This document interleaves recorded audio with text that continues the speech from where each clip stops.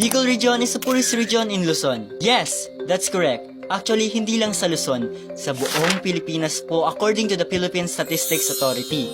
Pero, sagana kami sa corrupt, political dynasties, unsettled projects, na bilyon-bilyon ang funds. At of course, trapo kind of governance. Hindi ko naman sa nila lahat. Of course, mayroon pa namang mga maayos na leader sa Bicol region. Actually, mayaman naman talaga kami sa mga resources mula sa inang kalikasan. Eto pa, mas marami pa sa tourist attraction ng mga pangalan ng mga cracks na nakadisplay wherever you go. Donated by, sponsored by. Hoy, masyado kayong privilege. Sa mga botante naman, kala nyo makakaligtas kayo.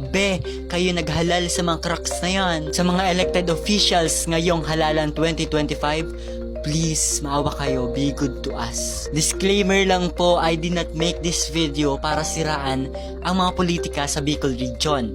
This is to enlighten and encourage our voters not just in this region but also in our country. Of course, maging aral din sa atin yung mga karanasan natin sa mga nakarang taon, the way they lead us, the services, the leadership. And sa Bicol region naman or other regions in the Philippines that are considered as the poorest regions in the Philippines, sana maging inspiration ang term na ito para sa mga leaders and politicians natin na magsumikap na labanan ang kahirapan.